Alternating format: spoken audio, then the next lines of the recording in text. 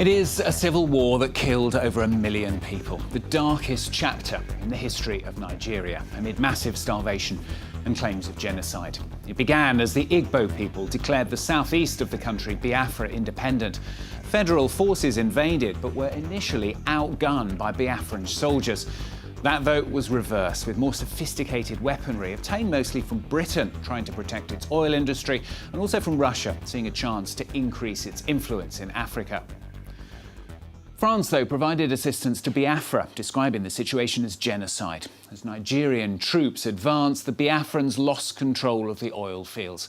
And without the funds for food, the Biafran people began to starve, bringing about the end of the war in 1970. The people actually just fashioned in this war. There are a number of tribes that make up Biafra. These suffered jointly. They were massacred. They were kicked out of what was then the Federation of Nigeria. They came out, decided to make a home of their own. And as it went on, a nation grew out of the amalgam of tribes. Now there is a nation, a Biafran people. Nowadays, the region continues to suffer from high unemployment and corruption, leading to a renewed outbreak of anger, particularly amongst the young. Amnesty claims more than 150 peaceful protesters were killed between the summers of 2015 and 2016 by Nigeria's security forces in what it called a chilling campaign to repress renewed demands to create a breakaway state. The police say crackdowns have been in response to killings by separatists. Well, Rosie Collier revisits Biafra for France 24.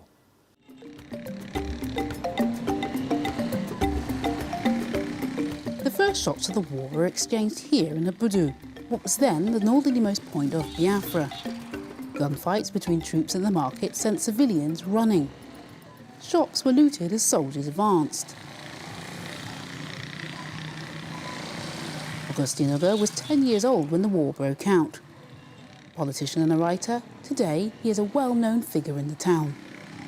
His first recollection of the war is etched deeply into his memory. I followed some adults who were running through a bush path towards our backyard, towards the farmyard. That was how we ran. I only had my pants on, and I ran and followed them, not knowing where I was going. But since I know them, I had to run and follow them.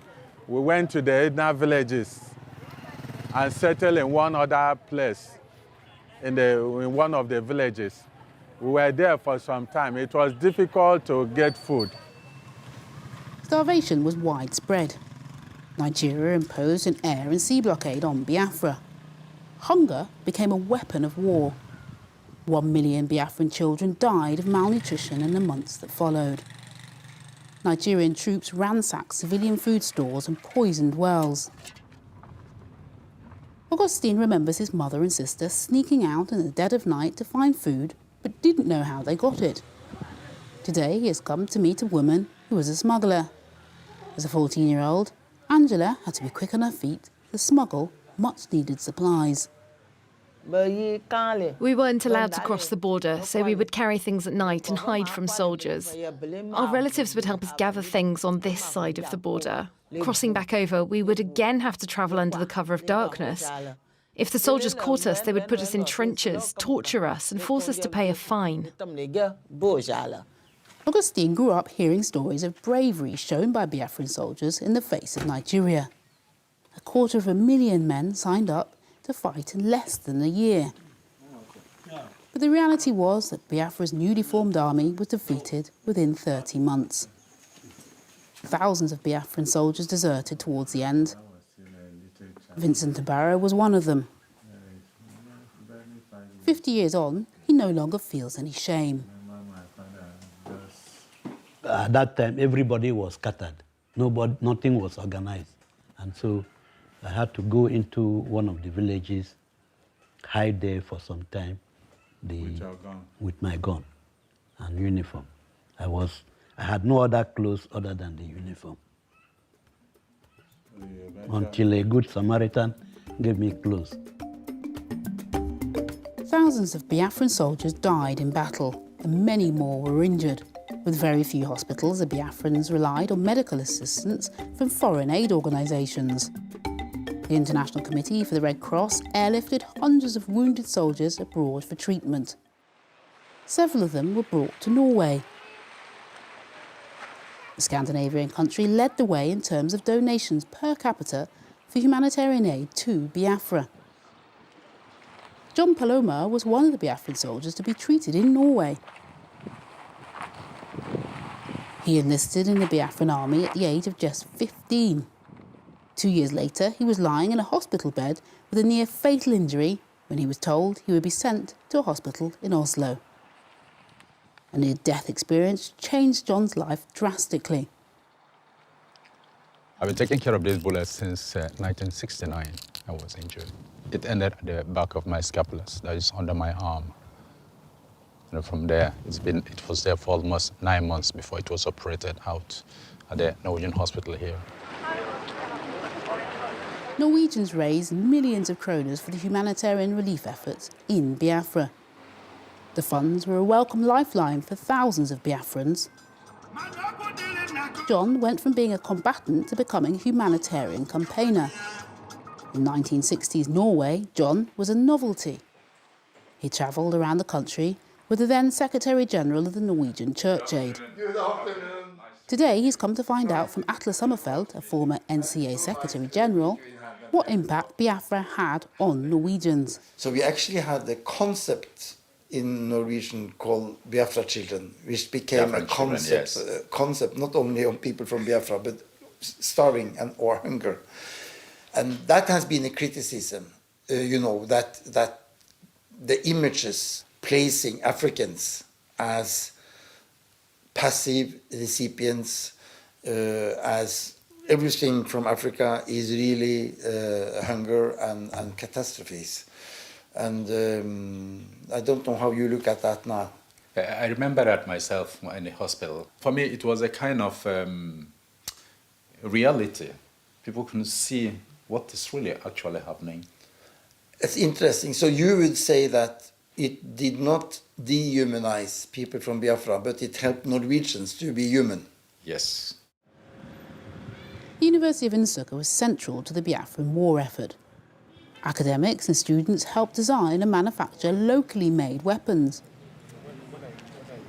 And Biafran intellectuals who returned from other parts of the country wrote propaganda and speeches. Chike Fadobi is 33 years old and so wasn't born when the war was being fought. But he has developed an obsession with finding and digitalising documents from the era. Much of his research is done here at the university where the leaders of Biafra once stood. Events that played before the Civil War in the larger Nigeria of how the Igbos returned from every part of the country, and especially the intellectuals from other parts of the country, especially the universities that existed at that time, they all gathered together in this very institution. So it was believed that the brain, the intellectuals, the force, the power behind the secession movement was hatched here. So that made the Nigerian side, especially overzealous soldiers, they took it out on the university, and it was quite devastated. Chike is on a mission to wed history with the future through a multimedia project. The university library holds a key to his grand plan to digitalise hundreds of photos for his documentary. Many books and documents written during the war were destroyed. I'm made to know that there are some information on some of this material you have here. Can we just look at some of them? Yes, there are.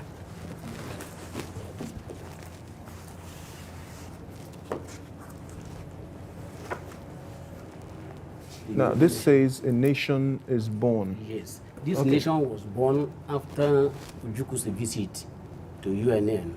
Chike wants to find out more about the brains behind Biafra's war effort. The head of the university, Benjamin Azumba, agrees to a meeting. Benjamin is doubtful that scientific knowledge from the war will ever be used by Nigerian authorities now or in the future. They made rockets, they made so-called weapons of mass destruction to an extent, and a lot of other useful inventions that other countries like Japan exploited that after the World War. They converted their war technology into civilian technology. Germany did the same too, but the Biafran technology was lost. The engineering knowledge may be at risk of being lost, but much of the hardware remains. Bala Jack Yakubu demines unexploded ordnance from the Nigeria-Biafra War. Today, he is showing community leaders some of the weapons he has unearthed. It's too heavy. This surface-to-air missile is made from water pipes. So you see, And this rocket launcher was crafted mainly from a locomotive. can travel 10 kilometers if fired. Because when you fire this gun, this whole component from up here down will depress this spring. When it depresses the spring, then the bomb takes off. Then the spring comes out. Then excess gas from the explosive escapes from this smaller hole. Bala and his team of deminers have found 17,000 unexploded bombs since they started work in 2009. An estimated 300 people have been killed and 1,500 maimed, but no official figures are kept. At times, it will appear in the river, and we ignorantly don't know. We fetch water, we drink. It will pollute it, but you won't see it with the naked eye. Tomorrow, you have a problem with kidney. It's all from this type of thing. And those of them that are getting rusty like this are the most unstable. Deminers rely solely on private donors, and this millionaire has been persuaded to donate. You guys are doing a wonderful job. Thank you. Thank you so much. Honestly. For those of us who say, no, we cannot close our eyes for our people to be perished. No. Or for our people to die unnecessarily. No.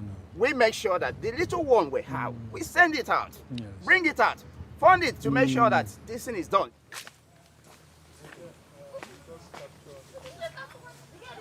There is much work to do to make people aware of the dangers. Armaments and unexploded ordnance still litter the countryside 50 years after guns fell silent. These children are blissfully unaware that several bombs have exploded in these grounds, ripping the limbs off their victims. The most recent fatality was in 2012. I hope our tape is not there. The deminers are here to check if areas they sealed off a few months ago have been compromised.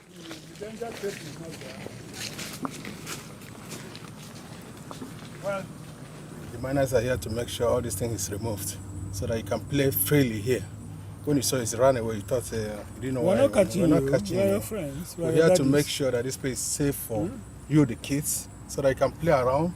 But for now, don't play within this area. Don't enter it. Don't enter it. It's dangerous.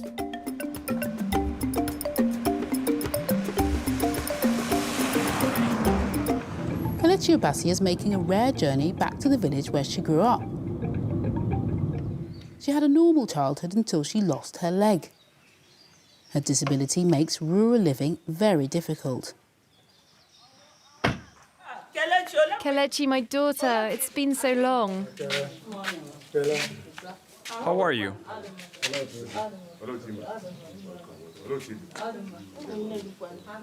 Kelechi has come to show her parents a new pair of crutches.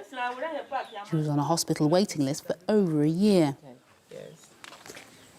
While it is easier for her to get around now, coming here is painful for other reasons. This is where Kelechi's accident happened 16 years ago when she was 10.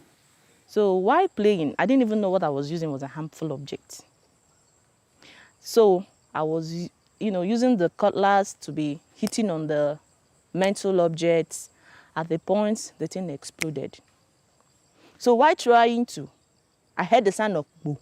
While trying to run away, it was there. I didn't even know what happened afterwards. Where I got myself was at the herbal home, where they were applying medicine on my leg to a very particular time. At the time, the thing was getting rotten. Kelechi uses her experience to help educate people of the potential dangers lying in wait beneath the fertile soils of southeast Nigeria. The lack of resources and government intervention mean that Kelechi still has a long way to go in spreading her message. While her teenage years were spent in a darkness of ignorance about disability, in her 20s, Kelechi has found the light and wants to lead others there. Rosie Collier revisiting Biafra for France 24. Well, that's it from this week's edition. Don't forget, of course, you can catch it and all the previous editions as well on our website at france24.com. Thanks for watching. More news coming up very shortly.